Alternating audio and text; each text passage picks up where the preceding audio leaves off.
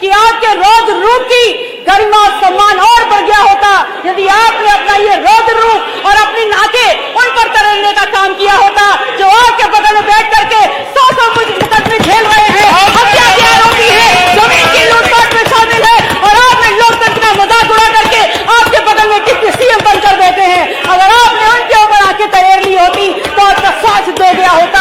हम तो हैं विपक्ष में, हम मानते हैं आपसे कम संख्या में है, लेकिन आपको विश्वास दिलाते हैं उस पक्ष में आने में हमको वक्त नहीं लगेगा।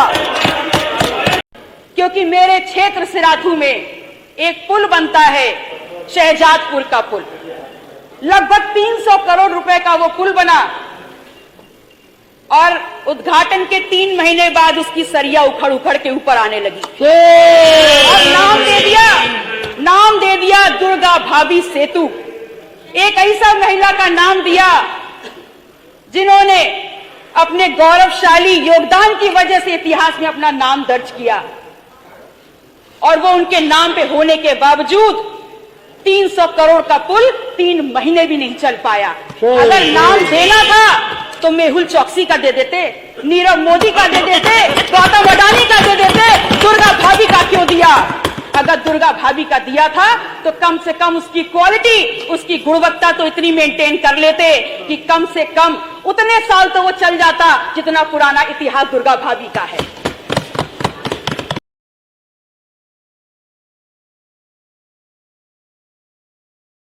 माननीय अधिष्ठाता महोदय, आज आपने मुझे बजट 2023-24 पर बोलने का अवसर इस सदन में प्रदान किया। इस बाबत मैं आपको धन्यवाद प्रेषित करती हूं। सरकार इतने गाजे बाजे के साथ और बजट में की हुई तमाम घोषणाओं के साथ आगे बढ़ रही है, आपको बहुत बहुत मुबारकबाद। लेकिन आगे बढ़ने से पहले ये जरूर सरकार सुनिश्चित कर ले कि पिछले कार्यकाल में आपने बजट के माध्यम से विभिन्न योजनाओं को आवंटित जो सरकारी पैसे में बंटरबांट किया है वो ना होने पाए, और अगर हो तो उसकी जिम्मेदारी कौन लेगा, ये पहले जरूर सुनिश्चित कर लें। कुंभ के नाम पर लगातार पैसा सरकार दे रही है, लेकिन मेरी विडंबना ये है और मैं ये नहीं समझ पा रही कि वहां पर कौन सा ऐसा सन्यासी है, कौन से ऐसे साधु संत हैं, कौन से ऐसे अखाड़े के पांडाल हैं जो वहां पर सरकारी पैसे पर रहते और खाते हैं। हमारा ये सौभाग्य है कि हमारे प्रदेश के मुखिया माननीय योगी जी स्वयं नाथ संप्रदाय से आते हैं। मैं नेता सदन से पूछना चाहती हूं कि यदि आपको ऐसे किसी सन्यासी, साधु संत, अखाड़े का नाम अगर याद हो जो सरकारी पैसे पे वहां रहता है तो मुझे भी बताने का काम करते। मैं आपसे कहना चाहती हूं कि आप स्वयं जानते हैं और आपसे भली भांति कोई नहीं जानता कि आस्था दिव्यता का प्रतीक होता है, और आप उस दिव्यता को भव्य बनाने के नाम पर अरबों खरबों पैसे देने का काम कर रहे हैं और खुश हो रहे हैं। चलिए दे दिया, मान लेते हैं, लेकिन ये तो बता दीजिए कि आपने जो ये अरबों खरबों पैसा कुंभ के नाम पर दे रहे हैं, हिंदुओं की आस्था के नाम पर दे रहे हैं, इसका बंदरबांट ना होने पाए, इसकी लूट ना होने पाए, ये आप कैसे सुनिश्चित करेंगे? आपकी सोच और आपके बजट में विकास सबसे ऊपर है, ये बात तो समझ में आ रही है और बजट को देखने में लगता भी है। शायद इसीलिए बार बार उन्हीं गड्ढों को भरने के लिए, पूरा सुन लीजिए मान्यवर, पूरा सुन लीजिए, तब ताली बजा लीजिएगा, क्योंकि अब तालियां रिवाइंड नहीं होंगी, अब तालियां रिवाइंड नहीं होंगी। आपने लगातार, आपकी बजट में विकास आपकी इंपॉर्टेंस में है, प्राथमिकता में है, बहुत बढ़िया, और इसलिए क्योंकि लगातार उन्हीं गड्ढों को भरने के लिए आप बजट पे बजट देते चले जा रहे हैं।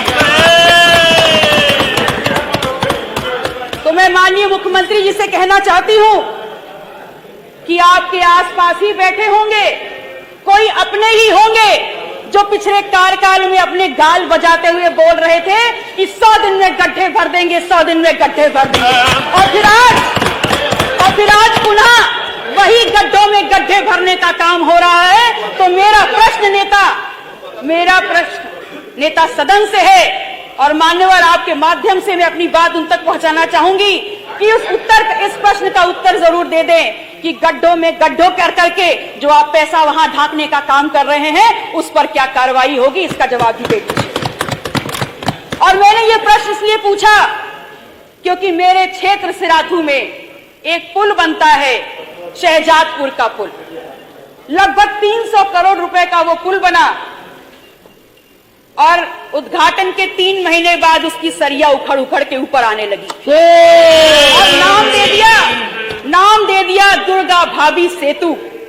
एक ऐसा महिला का नाम दिया जिन्होंने अपने गौरवशाली योगदान की वजह से इतिहास में अपना नाम दर्ज किया और वो उनके नाम पे होने के बावजूद 300 करोड़ का पुल 3 महीने भी नहीं चल पाया।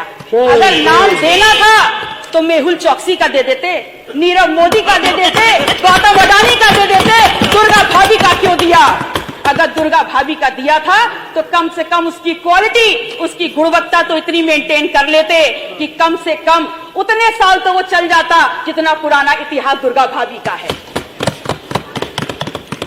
आपकी प्राथमिकता में स्वास्थ्य है और स्वास्थ्य से जुड़ी सेवाएं, तभी तो आपने उल्लेखित किया है कि 45 जनपद मेडिकल कॉलेजेस से आच्छादित हैं, 14 निर्माणाधीन हैं और 16 पीपीपी मॉडल पर बनाए जा रहे हैं।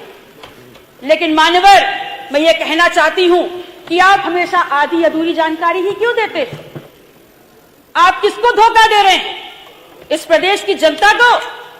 मान्यवर, माननीय विधायक जी, ये सब समय पूरा 5 मिनट। ये सब बहुत सदस्य है, सभी का नाम आ जाएगा, सभी का। प्रदेश की जनता को सांस लेते जीते जागते काम करते अस्पताल चाहिए, मुर्दा खोखले जर्जर भवन नहीं चाहिए। माननीय विधायक गौरी शंकर वर्मा जी, तो आप माननीय विधायक गौरी शंकर वर्मा जी, आप एक विधायक एक अस्पताल बनाइए, लेकिन उसकी गुणवत्ता ऐसी हो जहां 5 से 10 बार मरीजों की सेवा हो सके और उनको उच्च कोटि की स्वास्थ्य सुविधाएं मिल सके। मैं आपसे कहना चाहती हूं कि पिछले दिन सदन में माननीय नेता प्रतिपक्ष बहुत उत्तेजित हो गए थे, रौद्र रूप दिखाने का उन्होंने काम किया। तो मैं उनसे कहती हूं कि आपके रौद्र रूप की गरिमा और सम्मान और बढ़ गया होता यदि आपने अपना ये रौद्र रूप और अपनी नाकें उन पर तरलने का काम किया होता जो आपके बगल में बैठ करके 100 मुकदमे झेल रहे हैं, हत्या के आरोपी है, जमीन की लूटपाट में शामिल है और आपने लोकतंत्र का मजाक उड़ा करके आपके बगल में डिप्टी सीएम बनकर बैठे हैं। अगर आपने उनके ऊपर आके तैयार ली होती तो आपका साथ दे गया होता। हम तो हैं विपक्ष में, हम मानते हैं आपसे कम संख्या में है, लेकिन आपको विश्वास दिलाते हैं उस पक्ष में आने में हमको वक्त नहीं लगेगा। आप सुरक्षा की बात करते हैं और सुरक्षा में माहौल रखते हैं। आप देख लीजिए कि आपका सदन और आपकी सरकार इन विधायकों की सुरक्षा